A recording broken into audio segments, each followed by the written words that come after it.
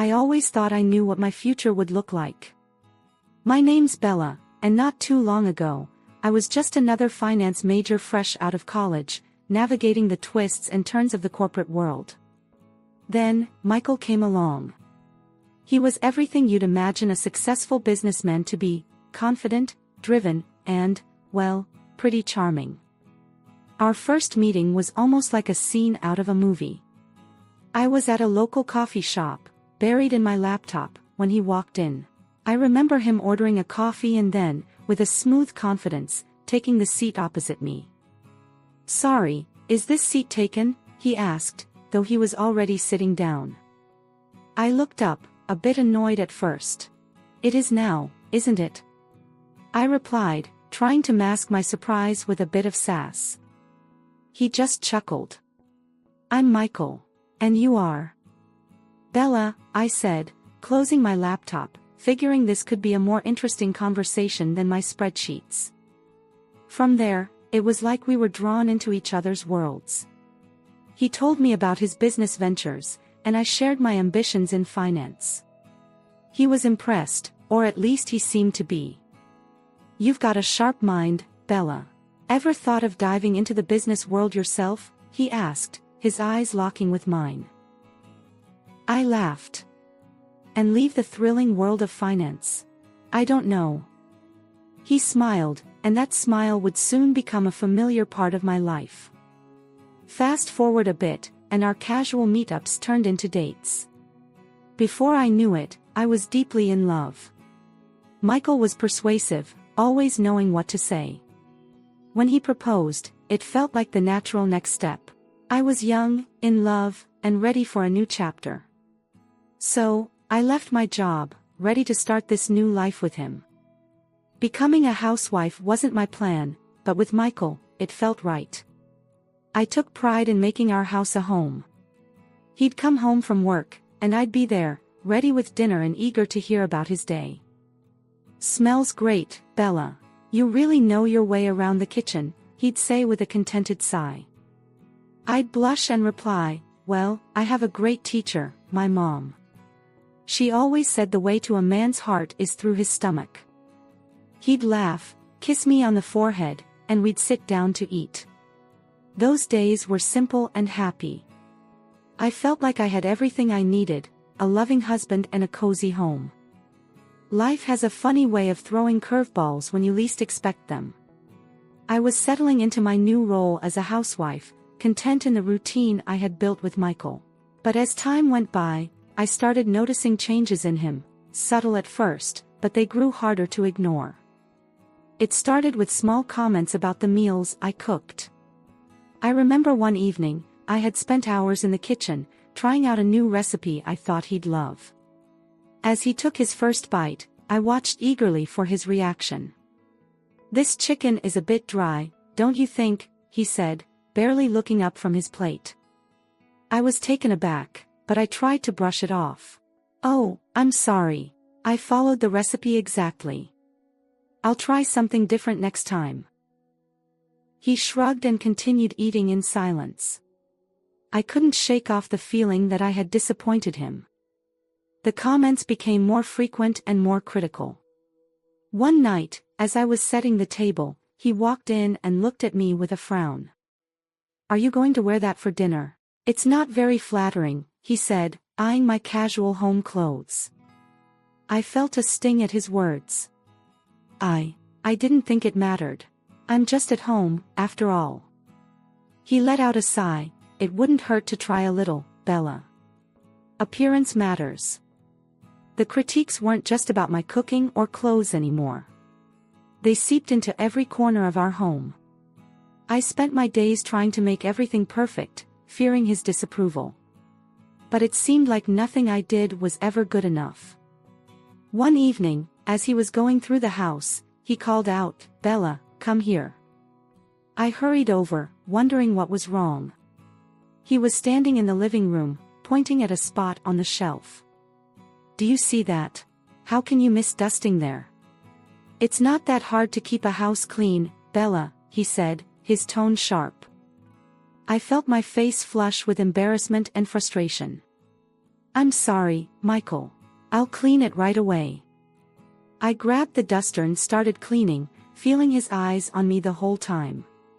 It was moments like these that made me start to question everything. Was I really failing at being a good wife?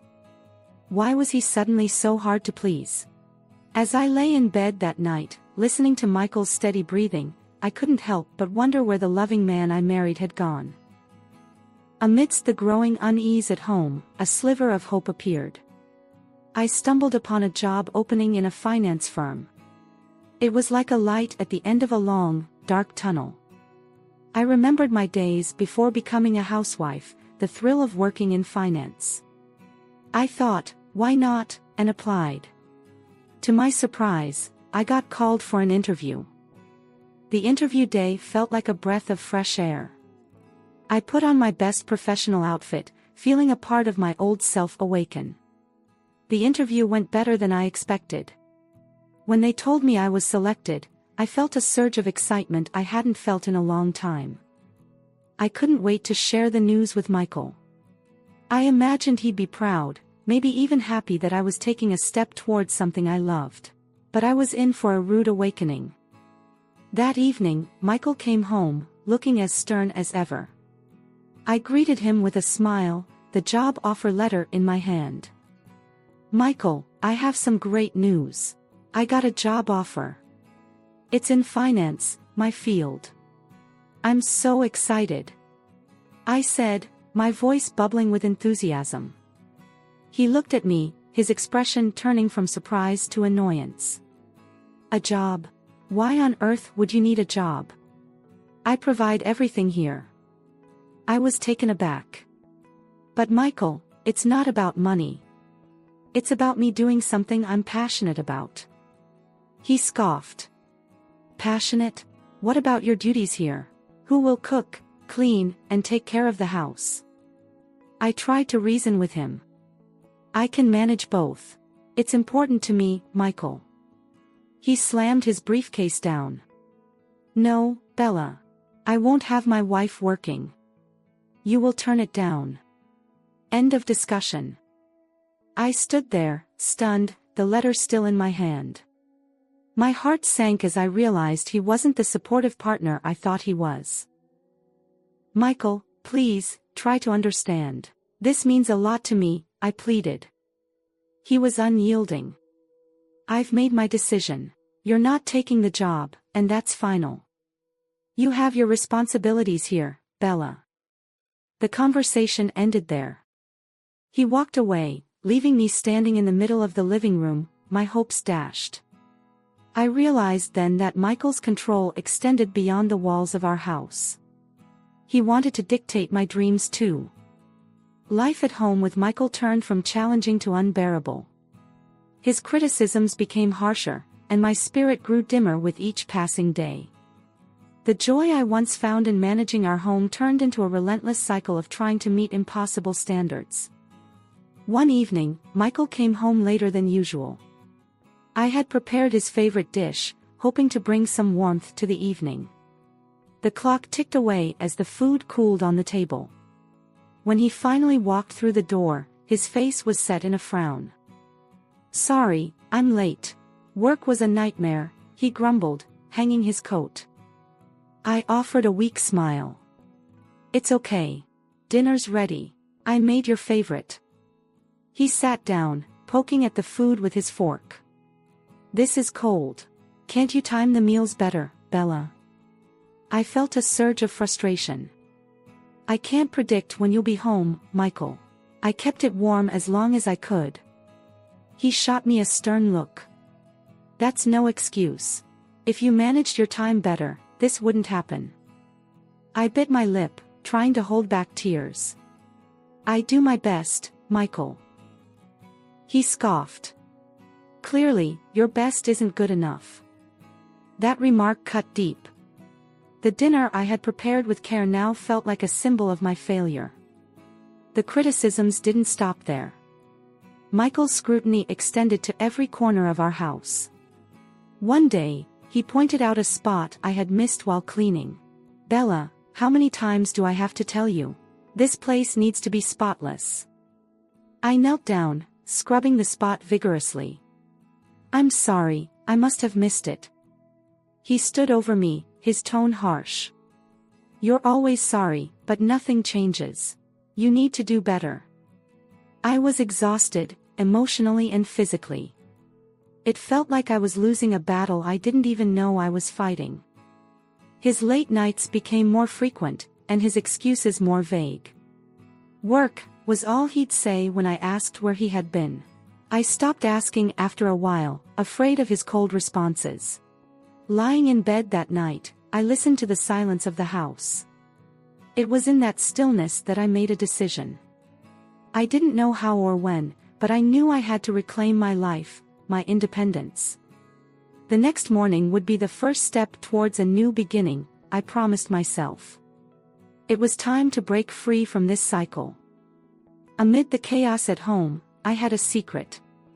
A secret that gave me a sense of control and hope. Before I met Michael, my grandmother had left me a substantial amount of money. Out of respect for her memory and her belief in my financial acumen, I had quietly invested that money. Michael knew nothing about it. This secret was my lifeline, a silent rebellion against the constraints of my life with him. One day, while Michael was at work, I checked my investment portfolio. The stocks I had chosen were performing well, much to my relief and pride. I remember whispering to myself, "You're doing all right, Bella. Better than all right."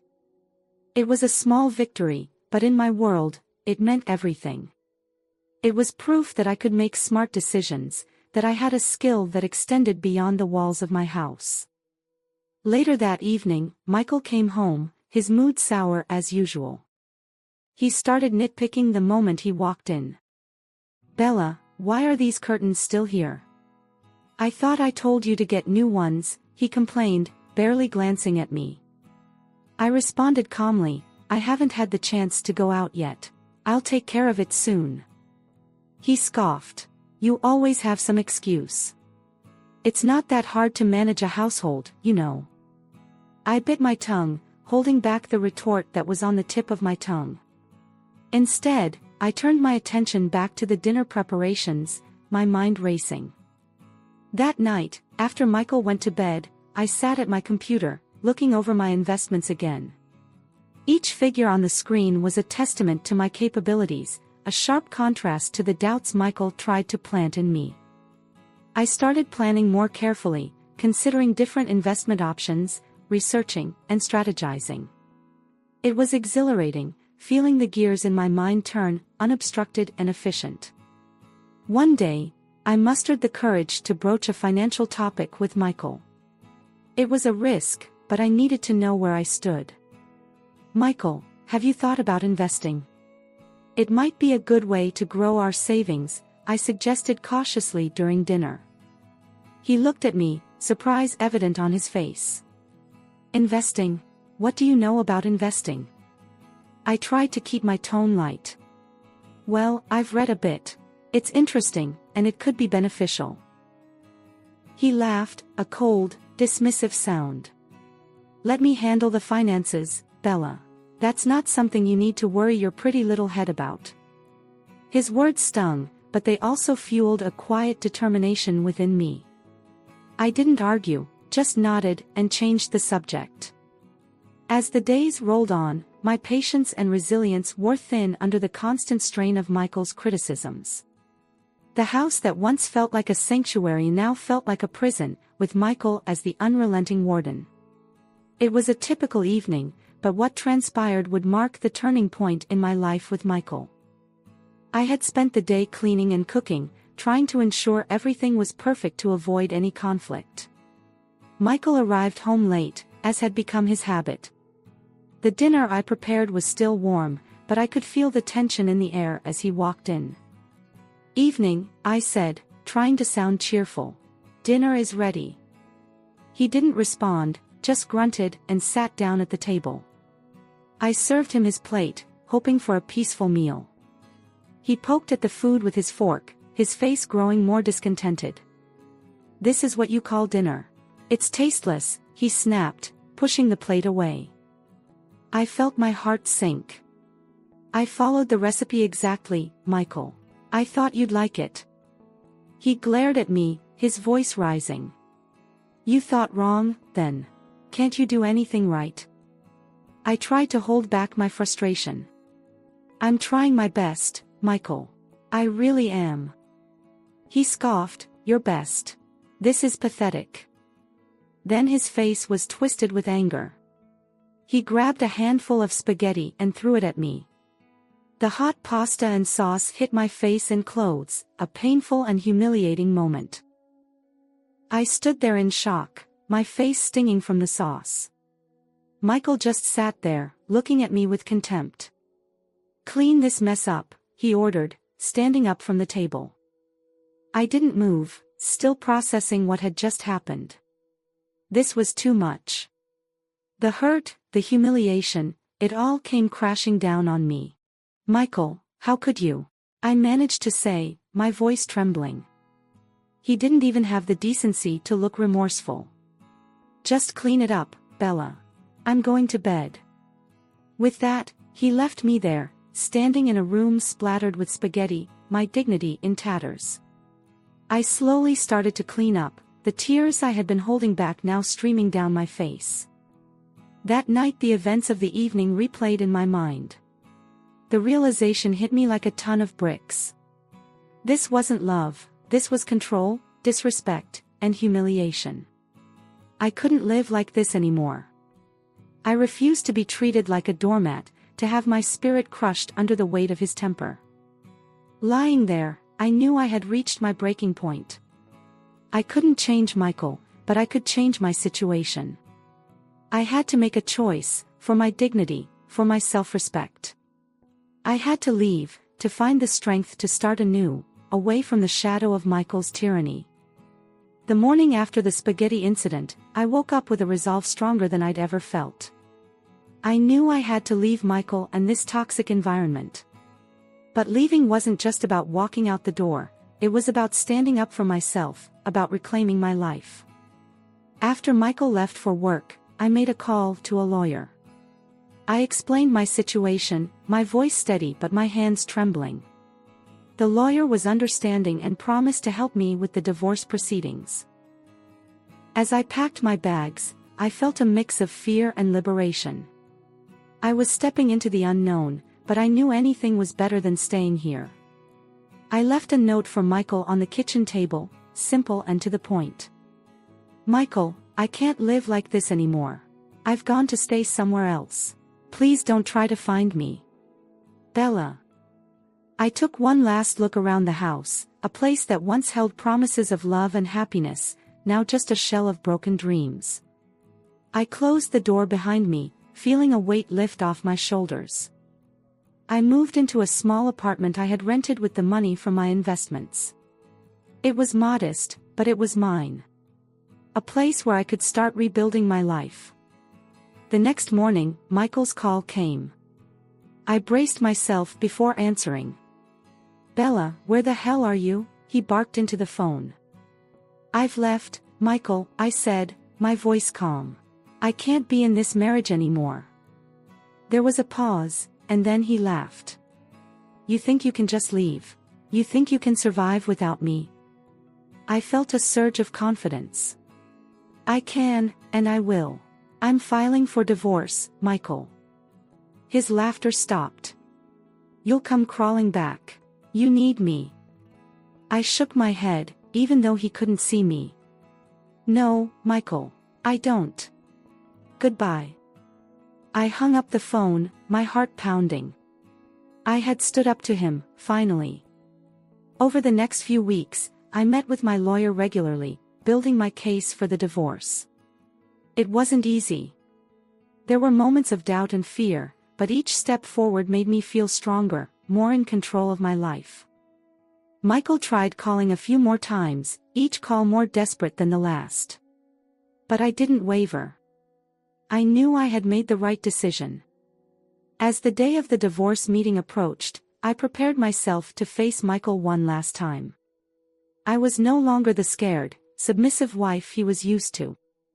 I was Bella, strong and independent, ready to close this painful chapter of my life. The day I had been both dreading and longing for had finally come, the divorce meeting. As I entered the lawyer's office, my heart raced but my resolve was steel. Michael sat there, a picture of arrogance, unaware of the storm that was about to hit him. The lawyer began outlining the divorce terms, but Michael interrupted with a sneer. "This is a joke. You think you can just walk away and take half of everything?" I looked him squarely in the eyes. "It's not just about walking away, Michael. It's about what I've endured and what you've done." He rolled his eyes. "Oh please, spare me the drama." That's when I pulled out the photos, the concrete evidence of his infidelity, taken by the private investigator I had hired. His smug expression faltered as he looked at them. "Where did you get these?" he hissed. "I hired a private investigator. Thought I should know exactly who I was married to," I replied, my voice steady. Michael's face turned ashen. He tried to speak but faltered as I pushed the recordings across the table, the countless times he had insulted and belittled me. He listened, his face contorting with each word. This isn't what it looks like," he stammered. I cut him off. "Save it, Michael. I've heard enough from you." He suddenly shifted gears, his voice tinged with desperation. "Bella, please. Think about my reputation. We can settle this quietly." I shook my head. "No, Michael. You didn't think about me, our marriage, or your reputation when you did all this." His pleas grew more frantic. "I'll lose everything, Bella. My reputation, my business. Please, I'm begging you." I remained unmoved. "You should have thought about that before. I'm done protecting you." The lawyer finalized the terms, and it was clear that Michael was going to lose much more than just his marriage. He looked defeated, a shell of the man who once thought he controlled everything. As I signed the papers, I felt a sense of empowerment wash over me. I was no longer the woman who tolerated his insults and infidelity. Standing up, I faced Michael one last time. "This is the result of your actions, Michael. You're losing much more than your property and reputation. You're losing someone who once loved you, who you took for granted." Walking out of that office, I felt a weight lifted off me. The sun seemed to shine brighter, the air felt lighter, and I felt freer than I had in years. I had stood up for myself, and in doing so, I had found my strength. This wasn't just the end of a painful chapter, it was the beginning of a new life, my life, on my terms.